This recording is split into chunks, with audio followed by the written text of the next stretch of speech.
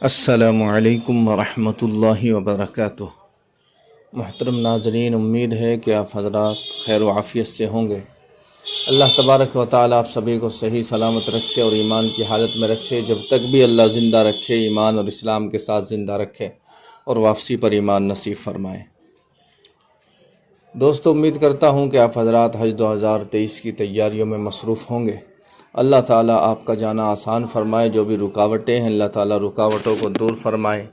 اور جلد سے جلد اللہ تعالیٰ آپ سبھی کو منظوری کی خبر سنائے۔ تو دوستو، آج جو میں آپ کو بتانے جا رہا ہوں،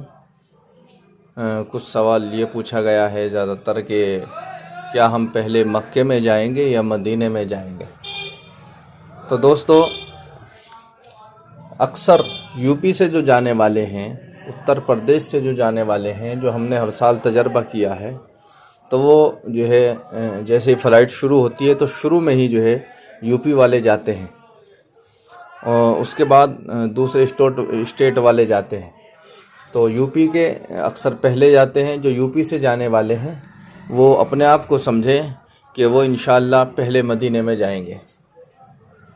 اور جو دوسرے اسٹیٹ کے لوگ ہیں وہ اکثر جو ہے بعد میں جاتے ہیں، اس لیے مکے میں جاتے ہیں۔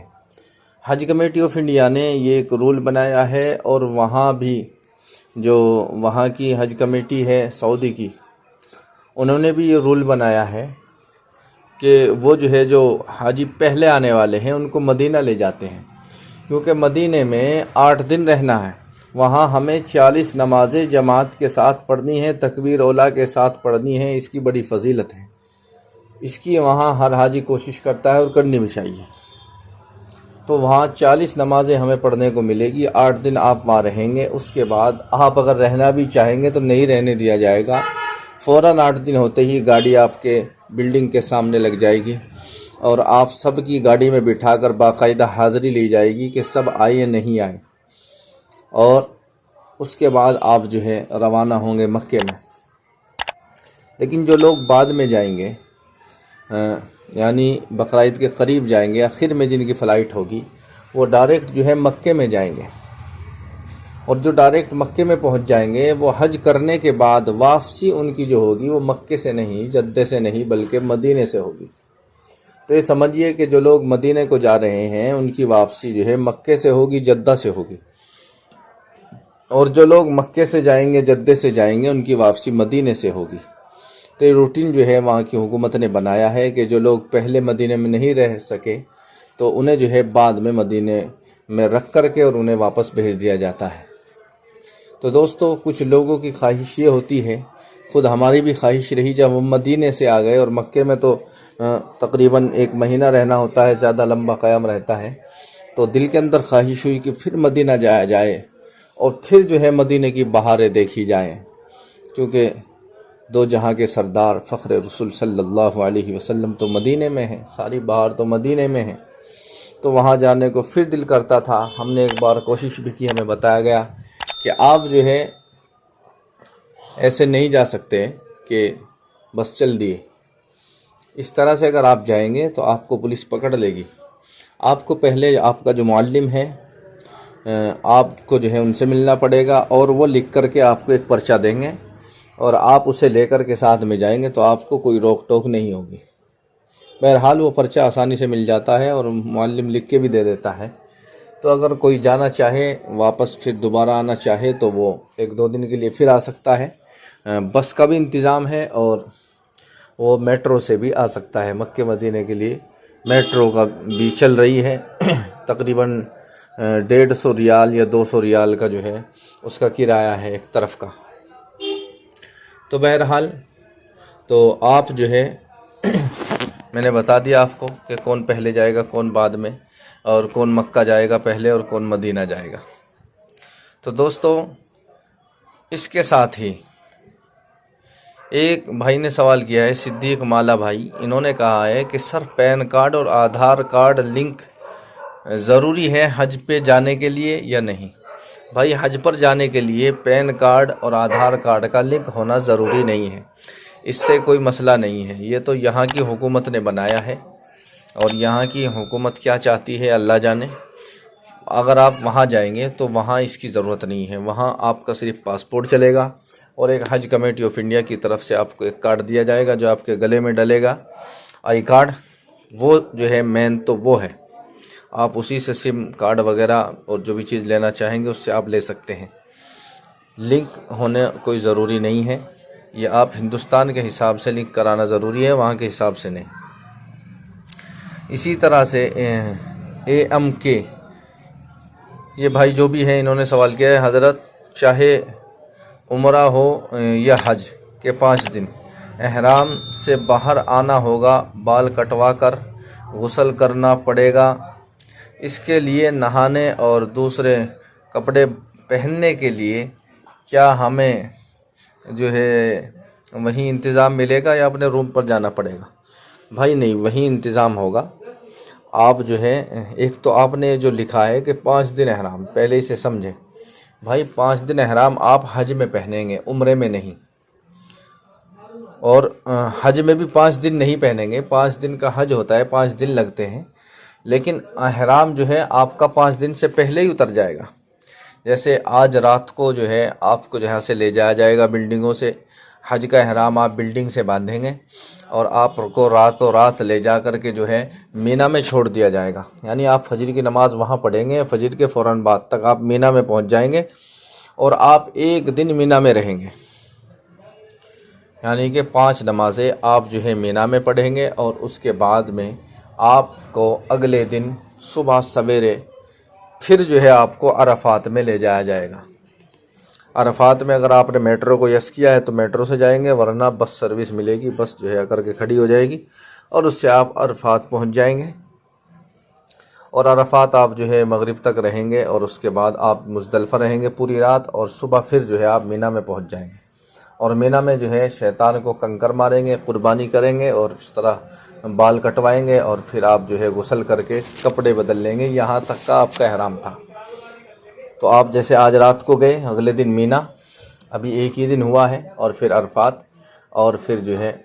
پھر دوبارہ سے مینا مزدلفہ ہو کر کے، یعنی کہ 3 – 3.5 دن سمجھو یہ آپ کے ہیں جو آپ احرام میں رہیں گے، تو 5 دن تک نہیں رہیں گے، سمجھ گئے؟ اور بھائی یہ جو عمرے کا معاملہ ہے، عمرے میں بھی جو ہے 5 دن نہیں بلکہ عمرہ، یہ جو پہلے والا عمرہ جو اس کا میں نے کل کی ویڈیو میں بتایا ہے، وہ تو پورا طریقہ آپ نے سمجھ ہی لیا۔ آپ جیسے ہی مکے میں رہیں گے، روزانہ 3 دن 4 دن عمرہ کریں گے، اور کرنا چاہیے، تو آپ کو کیا کرنا ہے، آپ کو تو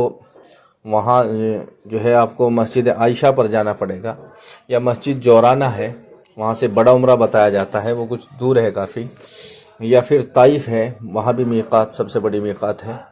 تو آپ زیادہ تر لوگ مسجد عائشہ جاتے ہیں جو بہت قریب ہے، 3-4 ریال کا بس کا ٹکٹ ہے، آپ وہاں جائیں گے، وہاں جا کر کے نہا دھو کر غسل کر کے، غسل نہ کرنا چاہے تو وضو کر کے، اپنے کپڑے اتار کر سلے ہوئے اور احرام باندھ کر 2 رکعت نفل پڑھ کے اور نیت کر کے آپ وہاں سے جو ہے آئیں گے، اور آ کر کے 7 جو ہے چکر طواف کے کاٹیں گے، اس کے بعد 2 رکعت پڑھیں گے، پھر جو ہے آپ 7 چکر جو ہے صفا مروہ کے کاٹیں گے، اور اس کے بعد جو ہے آپ اپنے بال کٹا کر گنجے ہو کر کے نہا دھو کر کے جو ہے احرام اتار دیں، کپڑے پہن لیں گے۔ تو یہ 3-4 گھنٹے کا کام ہے، 5 دن کا کام نہیں ہے۔ آپ اگر روزانہ بھی عمرہ کریں گے تو روز آپ کو گنجا ہونا پڑے گا، سر پہ بال ہو یا نہ ہو، یہ ضروری ہے۔ اسی طرح سے شاہ زیر شیخ، انہوں نے پوچھا ہے کہ بھائی احرام میں اندر کپڑے کیا پہنیں گے؟ بھائی اندر جو ہے آپ کوئی چیز نہیں پہن سکتے، آپ سلا ہوا کوئی بھی کپڑا اپنے بدن پر نہیں رکھ سکتے، یہاں تک کہ احرام جب آپ لیں گے تو برابر کی اس کی کنی بھی آپ کو نہیں باندھنی ہے۔ آپ سوچو کہ بھائی برابر کی جو کنی ہے اس کے اوپر کی سلائی مار لی جائے تاکہ اس کے دھاگے نہ نکلیں، آپ کو ایسا بھی نہیں کرنا۔ آپ کو جیسا کپڑا آئے گا ایسا کا ایسا ہی 2.5 میٹر کی 2 چادریں لینی ہے، اور نیچے آپ کو کچھ نہیں پہننا، نہ کچھا، انڈر ویئر، بنیان، کچھ نہیں پہننا۔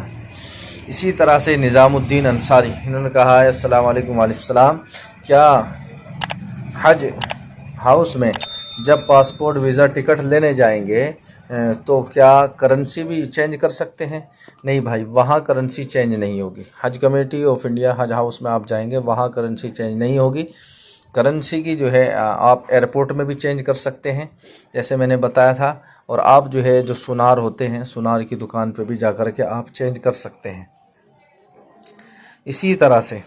ظفر صدیقی بھائی نے کہا ہے کہ کیسے پتہ چلے گا کہ سلیکشن ہو گیا؟ بھائی آپ کو جو کور نمبر دیا گیا ہے وہ اسی لیے دیا گیا ہے، اس سے آپ پتہ کر سکتے ہیں کہ آپ کے اپلیکیشن اسٹیٹس آپ اس سے چیک کر سکتے ہیں کہ آپ کی اپلیکیشن کہاں تک پہنچی۔ آپ اس سے بار بار چیک کرتے رہیں تو اس کے اوپر جو ہے آپ کا سلیکشن جب ہو جائے گا تو آپ کا فوٹو اور پلگرام لکھا ہوا آنے لگے گا اور پاسپورٹ نمبر، یہ ساری چیزیں پورا پیج کھلنے لگے گا، تو آپ اس سے جو ہے چیک کرتے رہیں بھائی۔ اسی طرح آپ کا جو فون نمبر لگا ہوا ہے اس کے اوپر بھی میسیج آ جائے گا، اور اگر آپ نے ای میل آئی ڈی بھی لگوا رکھی ہے تو اس کے اوپر بھی ایس ایم ایس میسیج آ جائے گا۔